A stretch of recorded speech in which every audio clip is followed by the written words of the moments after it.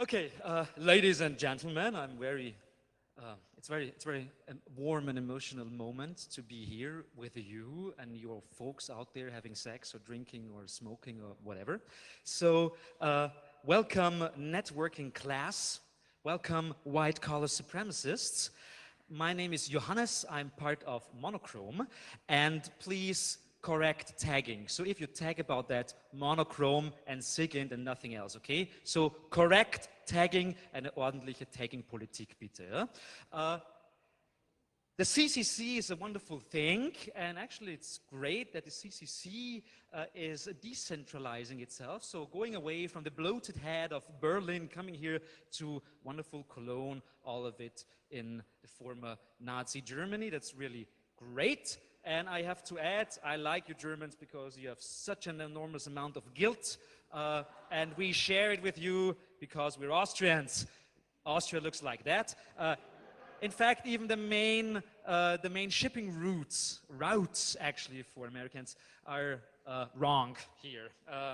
Actually, the route would be going from Eastern Tyrol to Graz, and there's not a lot going on there. So, whatever. But what we're doing, because we are monochrome and we're nerds, we try to transform that little thing called Austria, this little racist thing called Austria, into something admirable like schnitzel Pac-Mans and stuff like that. That's one of our main press pictures. Some of you don't even know HTML anymore, I guess, so that's why it's not funny for you. But first of all, today I will be talking about a really, really interesting subject. But first of all, who is Monochrome? What are we doing? We started as a fanzine in the early 1990s, you know, like printed matter on dead, like trees and stuff. It was kind of interesting. We're still publishing it as a yearbook from time to time. We do t-shirts like I was a copyright infringement in a previous life. And that's right, the new shirt for you politically engaged German people will be Man spricht anti-Deutsch. That's the next one. But we are doing stuff like musicals about banking software. We collect typos like border feces or what a duck or a censor shop or the merciful goofness of the Lord. The time slut, that's, I guess I'm a time slut right now. The Python for you, like the untied states, really clever, like now with Obama, of course, it's untied states, and whatever. So, and what we additionally like to collect, because we're big collectors, we like to collect office art, because the real place where art happens nowadays is in offices, because people are bored and they scribble down art. They do drawings like that while talking to their boss on the phone, and we collect stuff like that, applied office art, and that's actually my favorite one. That's more like constructivist, I guess, yeah? We build giant joints, like at the moment in Graz, Austria, and actually the guy who funded this giant memorial to non-functioning subcultural symbolisms, I would call it, the guy who funded this piece of shit with 5,000 euros, he actually gets death threats by neo-Nazis in Germany, from Germany and Austria right now. So I like that. I like that. The people who give us money get death threats. That's kind of cool. And it actually really smokes. There's a smoke generator in it, and it blows off steam all the time. But we're not doing stuff like that. That might not be interesting for nerds in the audience. But probably this one. It's called. Any fans here? You know how it's called? No? No? It's the Great Firewall of China, okay? We set it up on the Google campus, and actually we tried to be tasered, but they didn't taser us. They were actually walking behind us for 2 hours with a taser gun, but they didn't taser us. Why? Because it was the day of the big Google shareholder meeting, and that's why they didn't want to taser us, because of the bad press and stuff like that. And actually we didn't even know that. It was kind of boring not being tasered. So what can we do? We do computer games about former, like still existing Soviet republics, like Soviet unter Zögersdorf. We create concepts like massive multiplayer thumb wrestling, like this one, with different like token network and P2P and, you know, all kinds of different nodal networks. We do the Rob Exotica. It's the first and therefore leading festival concerned with cocktail robotics. So if you want to create robots that mix cocktails, drink cocktails, serve cigarettes or smoke cigarettes, or other achievements in the sector of cocktail culture, please come to Vienna and present your machine in Vienna. And we bury people alive for 15 minutes, if they please. So we never ever buried a single goth, and that's kind of sad because they all chicken out. It's a dying subculture. Fuck them. We do Ars Electronica. Ars Electronica is the festival for sex and technology because there is an inherent connection between pornography and technological innovation, for example. Therefore, we present stuff like this. Fuckzilla. It has a giant, you know, the male gaze, a giant dildo, and a licking chainsaw. So it's very interesting. Actually, I saw it in action, quite a view. And does it remind you of something? Number 5, Johnny 5. Yes, actually it was built by the same guy who built Johnny 5. In the meantime, he built sex machines, so I kind of like that. So if you want to build sex machines, orgasmotrons, stuff like that, please send us a proposal and we try to fund it. And we are presenting Ars Electronica every fall in San Francisco, of all places. Yeah. Okay, so we are doing overhead cam shots because we want to prove that there is, you know, like overhead projectors are dying. They're a dead form of medium. And the only way to save it is to prove its pornographic possibilities, I guess. We do Nazi petting zoos in Austria because finally, after like 60 years of saying, oh, you know, like Austria, we were the first victims of Nazi Germany. Now we finally can embrace the Nazi on a big shopping street in Vienna. And he's actually kind of nice. He even can dance jump style and stuff. So you can check it out on YouTube. Streichelnazi. It's quite interesting. So that's just the intro. We're doing lots of crap like that. You can check it out on the internet or on Twitter or whatever. But today I want to talk about the innermost unifier. And what's the innermost unifier? I can tell you. The innermost unifier is not the Google campus, but I will start with it. The innermost unifier is in a certain way a metaphor for us about the new way how work considered. Now, it's a new way to define work, I would say.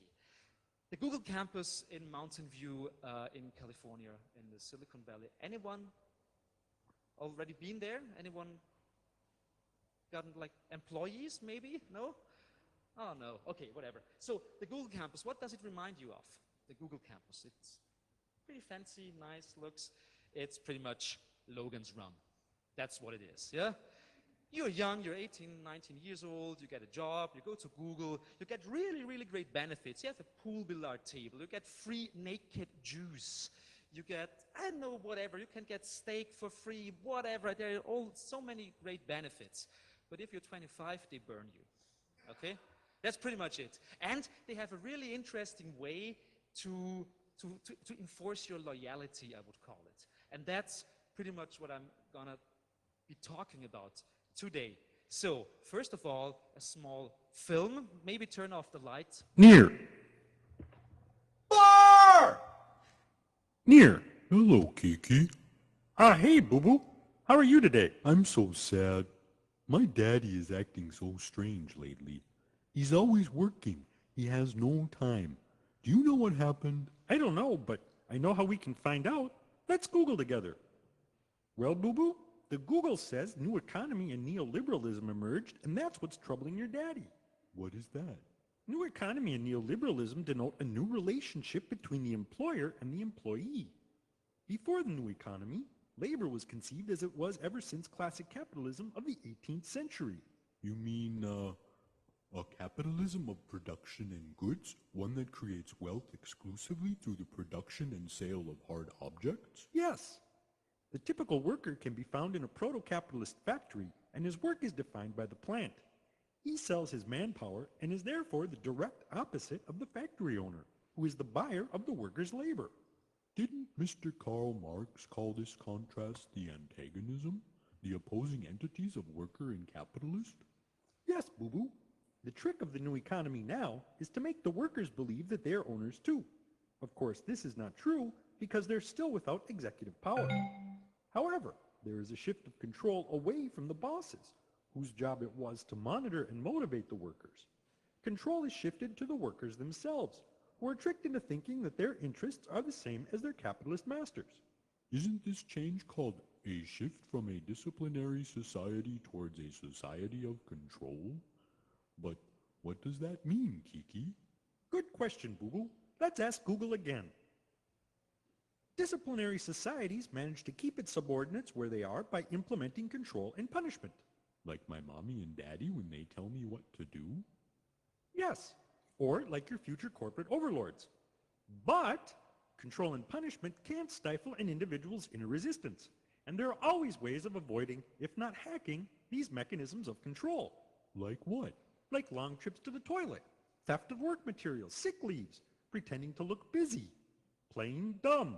So what changed with new economy and neoliberalism? As soon as control is collectively internalized and has become a part of the psychological apparatus, it is absolute. Many employees nowadays believe that they are their own bosses, but there is still a clear hierarchy, even if it's flatter, and profit still flows in the same direction. You are your own enemy. And you are alone. More info, more info. Whereas workers in the classic company model used to have a common interest, in the new economy, they are isolated to be sole entities. There was a strict we and them. Now, it's everybody against everybody. This de-solidarity turns into a model for society as a whole. Internet access, online porn. Not again, the online porn monster. Online porn, online porn, online porn, Run away! online porn, yeah, online porn, online porn. Keep the stupid thing. It's only 112 anyway. Yeah.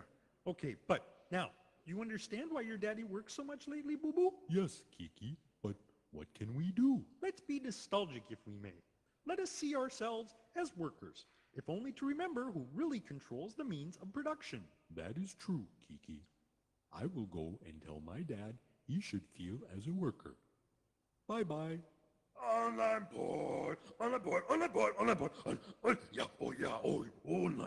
online porn, online. Well, well, well.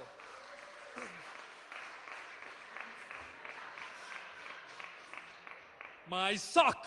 Okay, so in fact, I could torture you. I could go down and ask people to make a summary of what Kiki and Boo-Boo just told us, but I'll try it myself. So Kiki and Boo-Boo, aesthetic choice and measuring image. What Kiki and Boo-Boo are talking about is the primary shift between a disciplinary society and a society of control. And that's why I guess I'm speaking today, because it's the day about control, okay? That means that nowadays there are people like that and they have control. And back like 100 years ago, in the early days of capitalism, or 150 years ago, there was pretty much the same structure. But nowadays, people believe, especially if they're working in like new forms of flat hierarchy businesses and blah, blah, blah, they still have this, they have this idea of that they are empowered, that they have something to say, that there is something that they can change and whatever and blah, blah, blah. Okay, let's go back. The factory work, the first pretty much basic kind of work that was defined by the capitalist society, the early capitalist society. The factory work, in its classical sense, continues still to exist, but it has a new emphasis, or even overemphasis, on certain postmodern forms of work. And it is a strategy for blurring things. Why are they trying to blur it? Because, of course, they want to break our inner resistance. But what's our inner resistance anyways? Okay, I can try to tell you. So in the early forms of capitalism, there was a clear antagonism between we and them.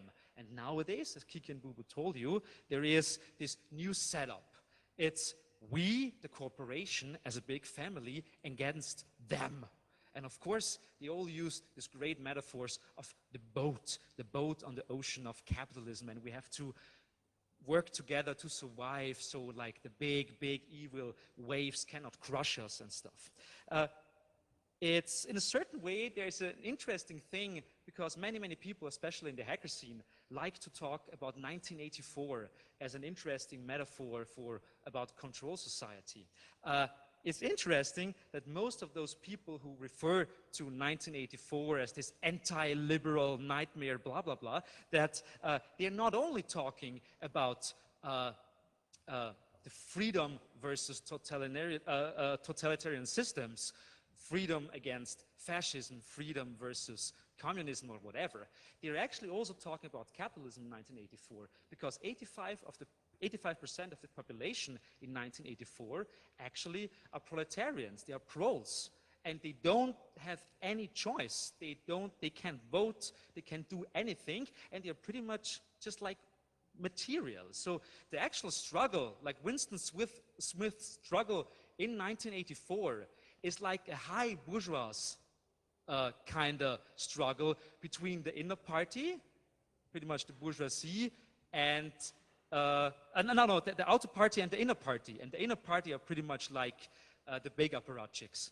So many people completely forget that 1984 is also a book about capitalism itself and how it works and how it alienates people, actually 85% of the population. And Winston Smith is actually not really thinking about them. It's just a really interesting statement. So nowadays, what do we have? We have the modern corporation. So the modern corporation, of course, works in a completely different way than early capitalist structures to form factories and blah, blah, blah, and blah, blah, blah. It's actually a post-antagonistic conception of work. So the employees nowadays have become sub-corporations in a way of their own, or at least in their self-definition, less so with regard to ownership of the means of production, because the hierarchy can be as flat as it likes. There is still the boss, and there is still a clear distinction between who owns the means of production and who doesn't own the means of production. Although those employees might feel quite nice about the whole thing. So actually, it's a tribalistic form of existence in a certain way. Tribals, like corporations, are trying to dominate the market and the world. And if you're part of the tribe, you actually have to behave. And why do you behave? Because you're motivated. And you're motivated because there's this big family feeling. And today I'm talking about music in a corporate context. And that's really interesting, an interesting way to tell the story from the 19th century until today, and what might happen in the future. So the neoliberal corporation has created numerous metaphors, as I mentioned before, all of them designed to make tangible the existence of a hostile environment and the necessity of survival in this hostile environment. Like the boat. The boat is a really good metaphor because it's not a ship.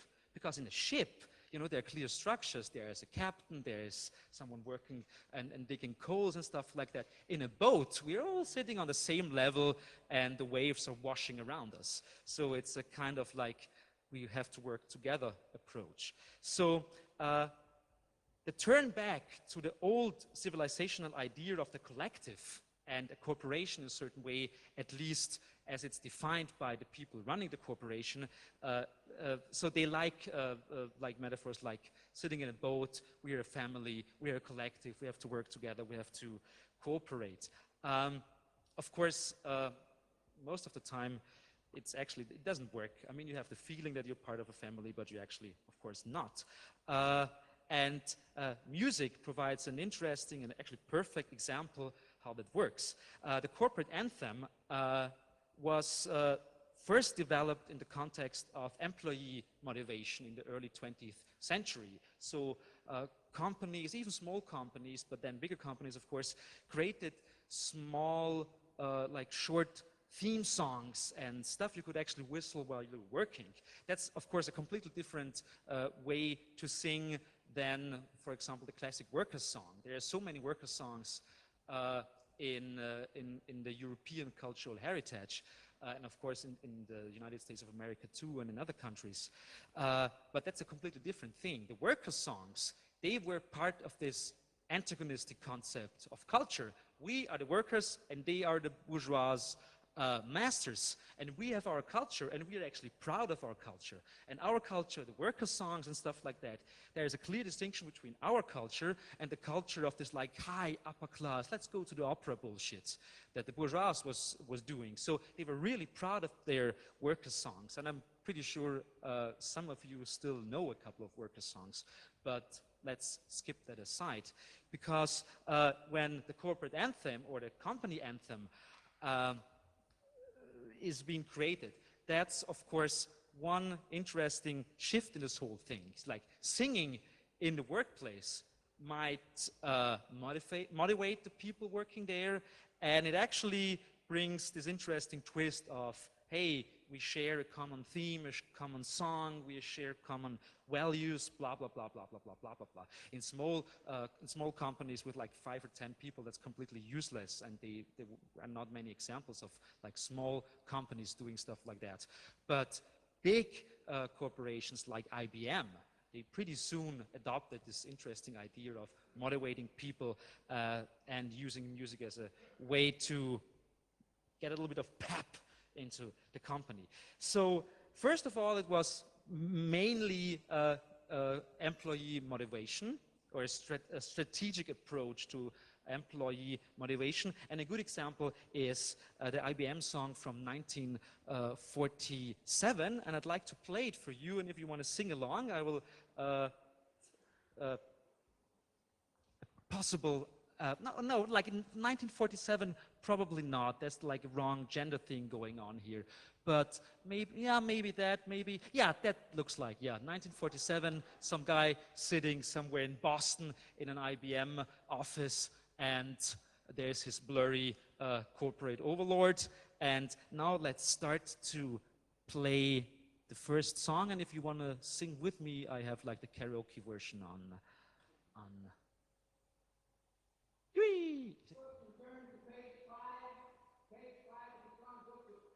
yeah, by the way, page 5 in the songbook, they had a whole IBM songbook with 56 songs about IBM, and of course, for IBM. So please turn to page 5 in the songbook.